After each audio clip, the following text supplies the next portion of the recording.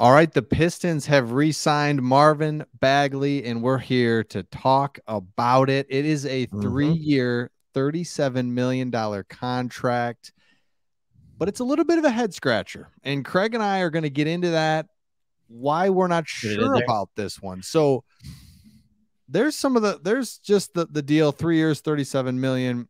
Craig, when you first hear this, where are you at? What are your thoughts when you hear we re-signed him? Okay, so this is gonna go back to a prank you played on me, Mm, and it was when we signed DJ Chark, and we signed him to a 1-year, $10 million contract, and you pranked me and texted saying just sign Chark. I said give me the deets, and you said 4 years, like 76 million or something yeah. like that, right? And I'm just like, ooh, that's a little steep. And that is exactly how I felt when I heard about Bagley's 3-year 37. Did you say it is? So just Yeah. over $12 million a year. We all thought it would be in the $10 million range. I would have been very happy in the 8 or 9. It still feels a little bit heavy. I know I know Troy loves cap flexibility, but here's the question. Why is it heavy? Right? Mm. Like, why does that seem like it's too much? And I think a lot of it goes with fit and what you're going to get out of him and what he does well versus what he doesn't do well. And it seems like a lot of money to pay for a guy who really only does like two things well currently on the basketball floor. And Don't worry, we'll talk about the good things too, but I want to talk about everything. So maybe we'll get positive first. I don't know. What do you think, Chris? yeah, my first thought was, I thought we were kind of set in the front court just enough to where we didn't have to do that. Like, Yeah. it's like, oh, hey, if we don't have any bodies, like we got to lock him up. But it's like we just got Nerlens Noel, Duran, Olenek is on the team still. Olynyk, Stewart. Isaiah Stewart's still on the team. It just feels like Marvin Bagley we're is a on the team. lot there. And yeah, if Marvin Bagley is just a throw-in piece, then it's totally different conversation as far as like contract, I should say. A throw-in, it's like a low but if it's a decent contract, $12 million a year, it's like that's just jamming in an extra player there that I just didn't know that we really needed right now. So you know whose contract that's eerily similar to? Kelly Olynyk. Oh, Kelly. So maybe there's the thought process here. And again, with Troy Weaver, he does things and you're like, I don't know what's going on. Here's the thing. When we talk about these guys, Jalen Duren, our rookie, right? Isaiah Stewart's still there. Kelly Olynyk, Nerlens Noel, and Marvin Bagley. You can say Marvin Bagley is a 4. He played a lot of 5 for us last year. And I think that's kind of where he's best suited as a scoring 5. But here's the problem. We have 5 centers.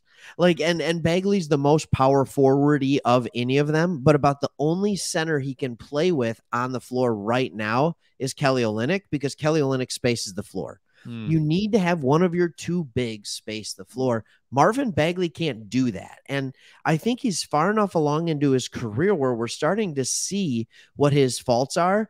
And a lot of people are like, well, maybe it's different for the Pistons, right? So let's look at the stats just for a second, right? Let's look at what he did in even 1920 with the Kings versus what he did with us, right? His field goal percentages is up a little bit more. And I'm like, don't get me wrong, that's good, right? I mean, that's not bad. I'll move it up so you guys can see that.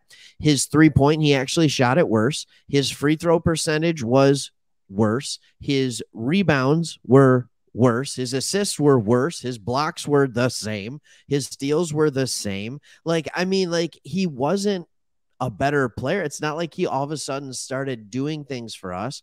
All we basically saw the difference of was that he scored more, and he just did it from inside the arc and because he had Kate on his team. So like those stats don't really lie, do they? I mean, like, no. And I think that's what's interesting. This just the perspective of it, because when we traded for him, we all loved it. It's like, oh, perfect. Bring that was fun to watch. In.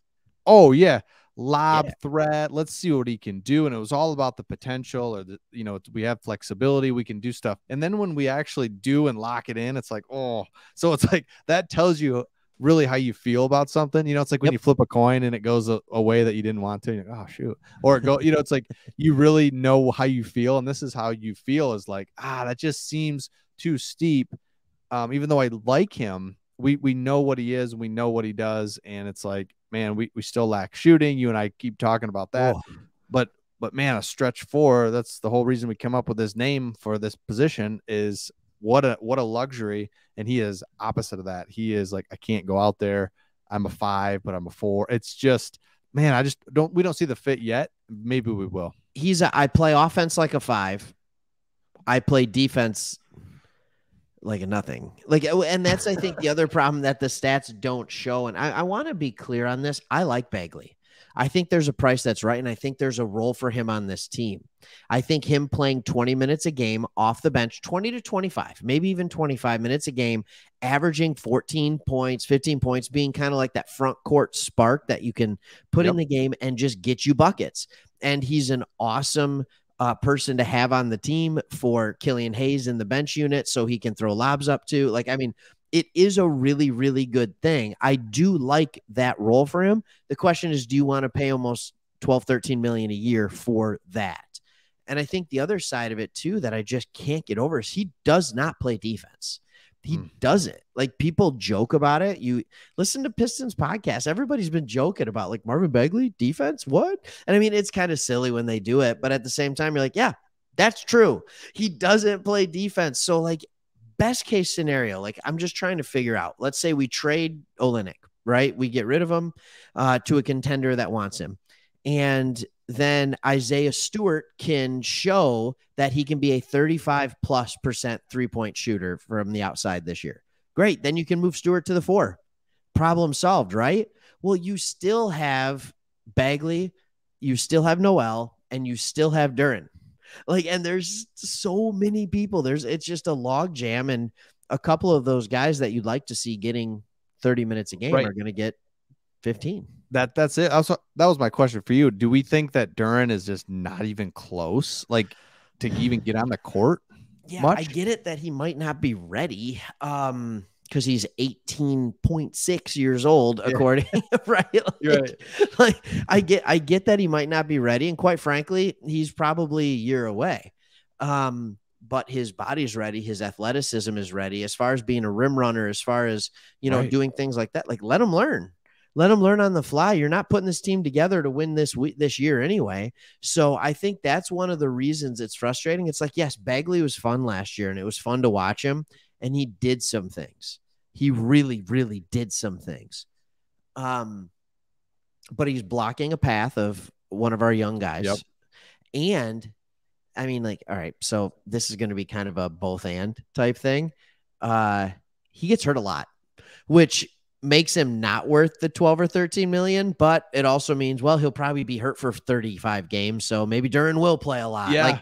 It's hard to say, but it clearly does say that, like, the joke we had like 3 years ago when Weaver took over, because he just kept getting centers.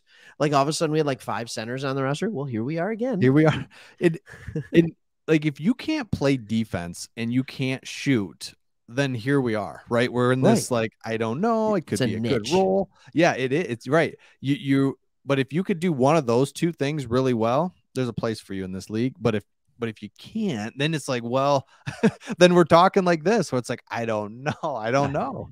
So and I think there's like you said, there's a place for you in this league if you can shoot. There's also a place for you in this league if you can jump like him, if you can score down low like him. Like, he has the ability to put the ball in the bucket. Mm-hmm. He just has to show that he can become a better rim protector at the bare minimum. The bare minimum, just to, like, give me something, buddy. Throw your hands up. So yeah, let us know in the comments. This just came out, so we're just trying to process it. Yeah, it's like, I don't know. So let us know. Are we missing something? It's like, no, we should definitely sign him. Or no, he's blocking a path for Duren. That's a big one too. So let us know in the comments. Make sure you subscribe, and we will see you on the next one. See you.